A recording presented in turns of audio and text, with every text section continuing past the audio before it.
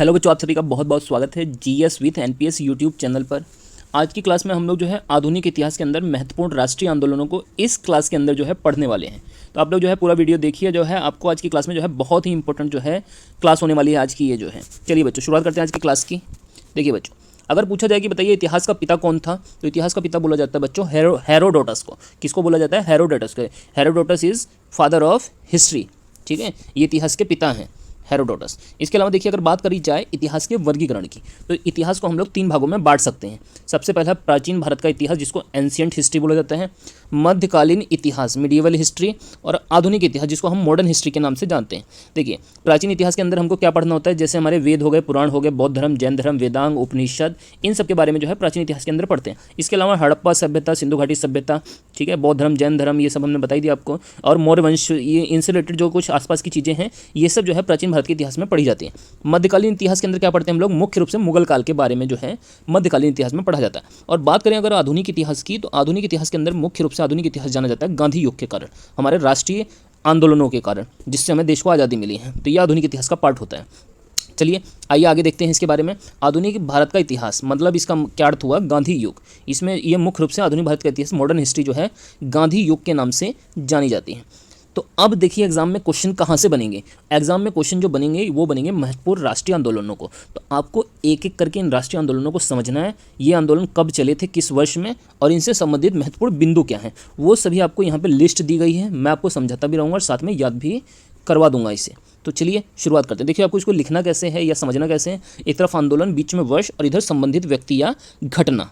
एक एक करके इनको देखते हैं। देखिए, भारतीय राष्ट्रीय कांग्रेस की स्थापना, जिसको इंडियन नेशनल कांग्रेस आईएनसी बोला जाता है, तो इसकी स्थापना कब हुई थी बच्चों? इसकी स्थापना हुई थी 28 दिसंबर 1885 को मुंबई के अंदर। कहाँ पर बना था ये? मुंबई में। और इसके जो है बच्चों संस्थापक कौन थे? तो इसके संस्थापक थे ए.ओ. ह्यूम। बाकी मैं आपको जो है इसमें और अधिक डिटेल में चीज़ें नहीं बता रहा हूँ। इसके लिए हम लोग जो है भारतीय राष्ट्रीय कांग्रेस से एक अलग से जो है वीडियो आएगी। आप उसमें जो है इसके बारे में और जो है अगर आपको डिटेल में जानना है तो आप वहाँ से इसको जो है कवर कर सकते हैं। ठीक है, चलिए आगे देखते हैं। इसके अलावा अगर बात करें हम बंग भंग आंदोलन की, या जिसको हम बंगाल का विभाजन भी कहते हैं, और इसका एक अन्य नाम है स्वदेशी आंदोलन। तो देखिए, इसको जो है 1905 में शुरू किया गया, तो 1905 किसके समय में शुरू किया गया बच्चों? लॉर्ड कर्जन के समय में। उस समय जो है लॉर्ड कर्जन जो है भारत के जो है गवर्नर वायसराय थे। ठीक है, आप ऐसे याद कर लिया, बंगाल का विभाजन मतलब बंगाल का कर्ज रह गया कर्जन पर।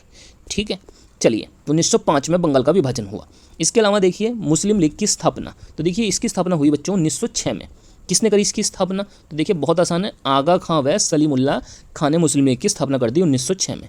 इसके अलावा देखिए कांग्रेस का विभाजन कब हुआ? तो ये हुआ बच्चों 1907 में। 1907 में जो है जो कांग्रेस का सूरत अधिवेशन हुआ, तो वहाँ पर कांग्रेस जो है गर्म दल और नरम दल में विभाजित हो गया। इस अधिवेशन की अध्यक्षता करी थी बच्चों रास बिहारी बोस ने। ठीक है, तो इसको आपको जो है नोट कर लेना है। इसके अलावा देखिए दिल्ली दरबार का आयोजन कब किया गया था? तो 1912 में। इसकी मुख्य विशेषता क्या थी इस दिल्ली दरबार की?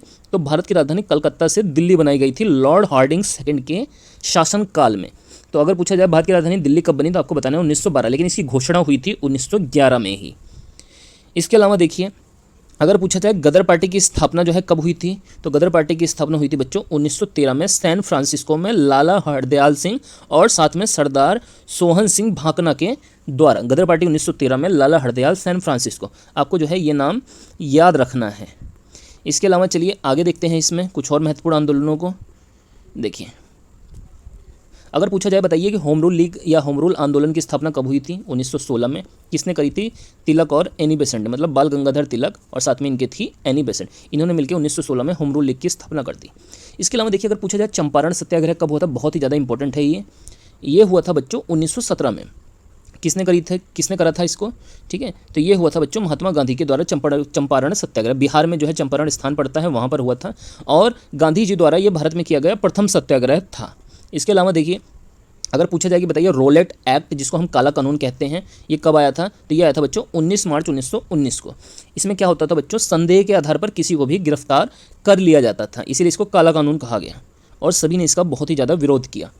अगर पूछा जाए कि बताइए जलियांवाला बाग हत्याकांड कब हुआ? आप लोगों ने बहुत अच्छे से इसके बारे में सुना होगा। तो देखिए जो बच्चों जो जलियांवाला बाग हत्याकांड हुआ था, ये हुआ था 13 अप्रैल 19। आपको ये तारीख भी याद करनी है। जलियांवाला बाग कहाँ पर पड़ता है? ये अमृतसर के अंदर पड़ता है। इसमें क्या था? जनरल डायर थे, इन्होंने जो है क्रांतिकारियों के ऊपर और जो वहाँ पे सभा हो रही थी जो है उसमें जो भी लोग थे उनके ऊपर जो है गोलियां चलवा दी थी, जिसमें बहुत ही ज़्यादा जो है लोगों की मृत्यु हुई थी। इसके अलावा देखिए इसी जलियांवाला बाग हत्याकांड की जांच के लिए एक कमेटी बनी थी जिसका नाम था हंटर कमेटी का गठन।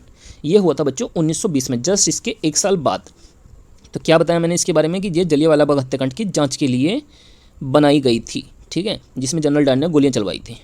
इसके अलावा देखिए अगर पूछा जाए बताइए खिलाफत आंदोलन कब चला था, तो आपको सिंपली याद कर लेना है 1919। खिलाफत आंदोलन किसने करा था इस आंदोलन की शुरुआत, तो शौकत अली और मोहम्मद अली ने इसकी शुरुआत की थी। इसके अलावा देखिए अगर पूछा जाए बताइए असहयोग आंदोलन कब चला था, कब इसकी शुरुआत हुई, तो देखिए ये 1 अगस्त 1920 को प्रारंभ हुआ था महात्मा गांधी के द्वारा और ये 1922 तक इस आंदोलन को चलाया गया था, उसके बाद इसको स्थगित कर दिया गया था। इसके अलावा देखिए अगर पूछा जाए चौरी चौरा कांड कब हुआ था, तो ये हुआ था बच्चों 5 फरवरी 1922 को। ये चौरी चौरा स्थान कहाँ पड़ता है, गोरखपुर में। तो देखिए गोरखपुर में हुआ था ये चौरी चौरा कांड 5 फरवरी 1922 को। देखिए चौरी चौरा सेम नाम है दोनों, तो यहाँ पे नंबर भी देखिए 1922, दोनों नंबर पीछे के सेम है, तो ऐसे आप याद कर सकते हैं इसको। इसमें क्या किया गया था, क्रांतिकारियों ने जो है थाने में आग लगा दी थी, काफ़ी ज़्यादा अंग्रेजों की इसमें मृत्यु हुई थी, ठीक है। आगे देखिए स्वराज पार्टी की स्थापना 1923 में हुई थी बच्चों मोतीलाल नेहरू व चित्तरंजन दास के द्वारा। इसके अलावा देखिए अगर पूछा जाए कि बताइए साइमन कमीशन की भारत में आगमन कब हुआ था या साइमन कमीशन की नियुक्ति कब हुई थी, स्थापना कब हुई थी, तो 8 नवंबर 1927। 1927 आप याद कर लीजिए बस। ये क्या था बच्चों, एक 7 सदस्यीय आयोग था, मतलब इसके अंदर क्या थे, टोटल 7 सदस्य थे साइमन कमीशन में, ठीक है। ये जो है मतलब पूरा कमीशन ये जो है 7 लोगों का था, जो इसमें सभी लोग अंग्रेज थे, ठीक है। इसके अलावा देखिए अगर पूछा जाए कि बताइए साइमन कमीशन भारत में आगमन कब हुआ, ये भारत कब आया, इसकी नियुक्ति तो 1927 में हुई, लेकिन ये भारत में कब आया, तो आपको बताना है 3 फरवरी 1928 को, मतलब 1928 याद कर लीजिए आप बस। इसका लाला लाजपत राय के द्वारा विरोध किया गया, जिसके कारण क्या हुआ, इन पर लाठी प्रहार हुआ, लास्ट में इनकी मृत्यु हो गई थी। तो ये घटना इनसे रिलेटेड है, आपको याद रखना है साइमन कमीशन। इसके अलावा देखिए अगर पूछा जाए कि नेहरू रिपोर्ट कब आई थी, नेहरू रिपोर्ट कब आई थी, देखिए बच्चों जो नेहरू रिपोर्ट का प्रकाशन हुआ था वो हुआ था बच्चों, नेहरू रिपोर्ट आई थी 1928 में, और ये किसके द्वारा लाई गई थी, तो पंडित मोतीलाल नेहरू इस समय इसके अध्यक्ष थे। 1928 में नेहरू रिपोर्ट। इसके अलावा देखिए अगर पूछा जाए कि बताइए वारदोली सत्याग्रह कब हुआ था, तो ये भी बच्चों 1928 में हुआ। कहाँ पर हुआ था, ये गुजरात के वारदोली नामक जगह पर किसानों ने लगान वृद्धि के खिलाफ एक जो है आंदोलन किया था। और इस वारदोली सत्याग्रह का जो 1928 में हुआ, इसका नेतृत्व किसने किया, तो ये हमारे देश के जो लौह पुरुष बोले जाते हैं सरदार वल्लभ भाई पटेल, इनके द्वारा इस आंदोलन का जो है नेतृत्व किया गया। चलिए बच्चों इसके अलावा आगे देखते हैं कुछ और महत्वपूर्ण आंदोलन। देखिए बच्चों अगर पूछा जाए कि बताइए काकोरी ट्रेन एक्शन कब हुआ था, काकोरी ट्रेन कांड जिसको बोलते हैं, तो ये हुआ था बच्चों 1925 में। कब हुआ था, 1925 में। क्रांतिकारियों द्वारा ट्रेन में जो है डकैती की गई थी। इसके अलावा पूछे कि लाहौर षड्यंत्र केस कब हुआ था, तो ये हुआ था बच्चों 1929 में।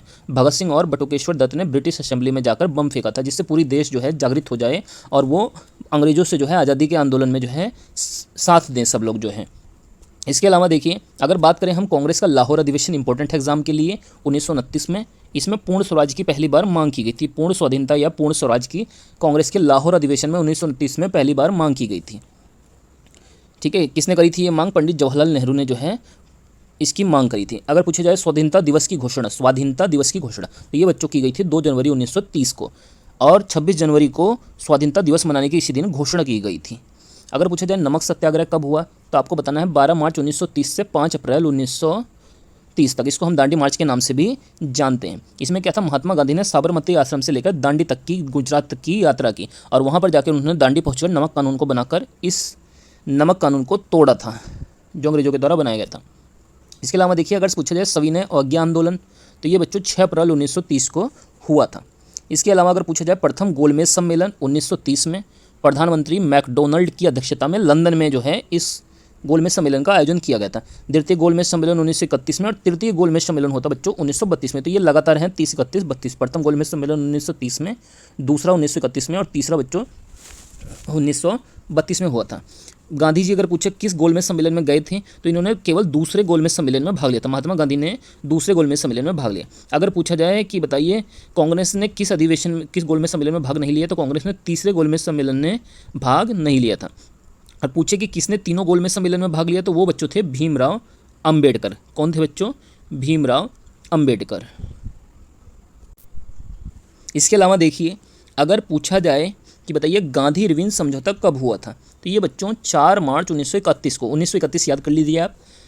और इसके द्वारा क्या किया गया था, सविनय अवज्ञा आंदोलन को बच्चों स्थगित कर दिया गया था। क्या किया गया था बच्चों, इसमें सविनय अवज्ञा आंदोलन को स्थगित कर दिया था। इसके अलावा देखिए अगर पूछा जाए फॉरवर्ड ब्लॉक का गठन कब हुआ था, तो ये बच्चों 1939 में हुआ था। 1 मई 1939 को फॉरवर्ड ब्लॉक किसने करी थी, इसकी स्थापना सुभाष चंद्र बोस। और सुभाष चंद्र बोस ने जय हिंद का भी नारा दिया था, साथ में दिल्ली चलो का नारा दिया था, ठीक है। और तुम मुझे खून दो मैं तुम्हें आज़ादी दूंगा, ये भी नारा जो है सुभाष चंद्र बोस के द्वारा दिया गया था, ठीक है। और सुभाष चंद्र बोस ही वे व्यक्ति थे जिन्होंने महात्मा गांधी को सबसे पहले राष्ट्रपिता कहकर संबोधित किया था। इसके अलावा देखिए पाकिस्तान की मांग 24 मार्च 1930 को की गई थी, किसके द्वारा, मोहम्मद अली जिन्ना के द्वारा। और पूछिए कि पाकिस्तान का नामकरण किसने किया, तो ये बच्चों नामकरण किया चौधरी रहमत अली ने। चौधरी रहमत अली ने जो है पाकिस्तान का नामकरण किया, ठीक है। इसके अलावा देखिए कुछ और आगे पॉइंट हैं, देखिए अगर पूछा जाए एग्जाम में कि क्रिप्स मिशन भारत में कब आया था, तो ये बच्चों 1942 में आया। स्टीफोर्ड क्रिप्स के अध्यक्षता में ये कमीशन भारत आया था। भारत छोड़ो आंदोलन की शुरुआत कब हुई थी, तो देखो भारत छोड़ो आंदोलन एक महत्वपूर्ण आंदोलन था। इसकी शुरुआत हुई थी बच्चों 8 अगस्त 1942 को। किसने करी थी, महात्मा गांधी ने की थी। और उन्होंने साथ में इसके करो या मरो का नारा दिया, ठीक है। महात्मा गांधी को पूछे महात्मा की उपाधि किसने दी थी, तो ये दी थी बच्चों रविंद्रनाथ टैगोर ने। इसके अलावा देखिए प्रधानमंत्री इटली की घोषणा कब हुई थी, तो ये 15 मार्च 1946 को हुई थी। और क्लीमेंट इटली के द्वारा घोषणा की गई और भारत की स्वतंत्रता का आश्वासन दिया गया। और इसके अलावा आपको एक बात याद रखनी है कि 1946 में ही जो है कैबिनेट मिशन भी भारत आया था, भारत के संविधान को बनाने के लिए 1946 में, जिसमें 3 सदस्य थे। तो देखिए इसके अलावा अगर पूछा जाए कि बताइए स्वतंत्रता की प्राप्ति कब हुई थी, 15 अगस्त 1947 को। पंडित जवाहरलाल नेहरू देश के प्रथम प्रधानमंत्री बने थे। इसके अलावा पूछा जाए कि बताइए गणतंत्र दिवस कब लागू हुआ, तो ये 26 जनवरी 1950 को। और जो है डॉक्टर राजेंद्र प्रसाद भारत के प्रथम राष्ट्रपति भी नियुक्त हुए थे। इसके अलावा माउंट बेटन योजना कब आई थी, तो ये 3 जनवरी 1947 को। और इसी से जो है भारत का विभाजन हुआ था और पाकिस्तान जो है एक अलग देश जो है बना था, माउंट बेटन योजना 1947 में। तो ये हमारी जो है बच्चों भारतीय राष्ट्रीय आंदोलन की एक महत्वपूर्ण जो है क्लास थी। इस क्लास को आप जो है 2-3 बार देखिए और इसका रिवीजन कीजिए। यहाँ से हर एग्ज़ाम में एक ना एक क्वेश्चन जरूर पूछा जाता है। तो अब हम लोग जो है इसके अगली क्लास में जो है इससे आंदोलनों से रिलेटेड जो है गांधी युग से संबंधित कुछ महत्वपूर्ण प्रश्नों को भी करने वाले हैं, तो आप उस क्लास को भी ज़रूर देखिएगा। तो अब हम लोग मिलते हैं नेक्स्ट क्लास में। आप इस वीडियो को ज़्यादा से ज़्यादा बच्चों लाइक कीजिए, शेयर कीजिए, और आपने अगर अभी चैनल को सब्सक्राइब नहीं किया है तो चैनल को सब्सक्राइब कर लीजिए।